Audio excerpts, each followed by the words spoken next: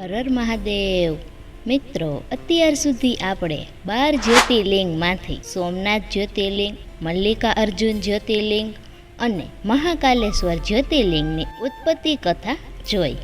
જો તમે તે વિડીયો ન જોયો હોય તો તેની લિંક ડિસ્ક્રિપ્શનમાં છે. તો આજના વિડીયોમાં આપણે જોઈશું ઓમકારેશ્વર જ્યોતિર્લિંગની પ્રાગટ્ય કથા. તો વિડીયાને લાઈક કરો, શેર કરો અને ચેનલને સબસ્ક્રાઈબ કરો. આ જ્યોતિર્લિંગ મધ્યપ્રદેશના શિવપુરીમાં છે. ત્યાં 2 જ્યોતિર્લિંગ છે, ઓમકારેશ્વર અને અમલેશ્વર.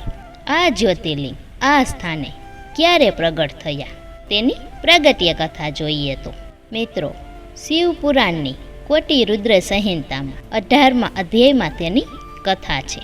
એકવાર નારદ મુનિ નારાયણ નારાયણ કરતા ફરતા ફરતા વિંધ્યાચલ પર્વત પર આવી પહોંચ્યા. ત્યાં વિંધ્યએ તેનું સ્વાગત કર્યું અને કહ્યું કે હું બધી રીતે શ્રેષ્ઠ છું, મારી પાસે બધું જ છે, મારી પાસે કોઈ વસ્તુની કમી નથી. જ્યારે વિંધ્યએ આવી અભિમાની વાતો કરી ત્યારે નારદ મુનિ તો કંઈ બોલ્યા જ નહીં. તો વિંધ્ય કહે કે તમને મારી પાસે કોઈ કમી લાગે છે, કેમ કંઈ બોલતા નથી? ત્યારે નારદ મુનિ કહે કે તારી પાસે બધું જ છે, પરંતુ તારી પાસે સુમેરુ પર્વત જેવી ઊંચાઈ નથી. સુમેરુ પર્વત એ તારી કરતાં ઊંચો છે, તેના શિખરો તો દેવલોક સુધી પહોંચે છે. મને લાગે છે કે તારા શિખર તો ત્યાં સુધી કોઈ દિવસ પહોંચી જ નહીં શકે. એમ કહી અને નારદજી તો ત્યાંથી ચાલ્યા ગયા. પરંતુ નારદજીની આ વાત સાંભળી વિંધ્યને ખૂબ દુઃખ થયું. તે મનમાં ને મનમાં દુઃખી થવા લાગ્યો. પછી એને ભગવાન શિવની તપસ્યા કરવાનું નક્કી કર્યું.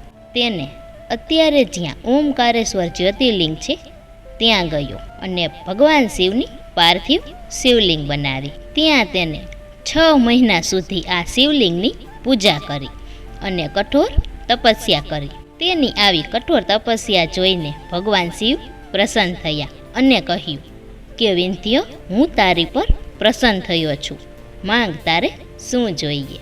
ત્યારે વિંધ્ય કહે કે જો તમે મારી પર પ્રસન્ન થયા હો તો મને શ્રેષ્ઠ બુદ્ધિ આપો, જે મારા કાર્યને સિદ્ધ કરનારી બને.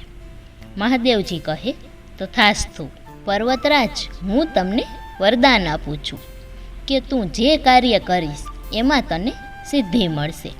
ત્યારે બધા દેવતાઓ પણ ત્યાં આવ્યા અને ભગવાન શિવની પૂજા કરી, સ્તુતિ કરી અને કહ્યું કે પ્રભુ, તમે હવે હંમેશા અહીંયા આ રૂપમાં જ રહો.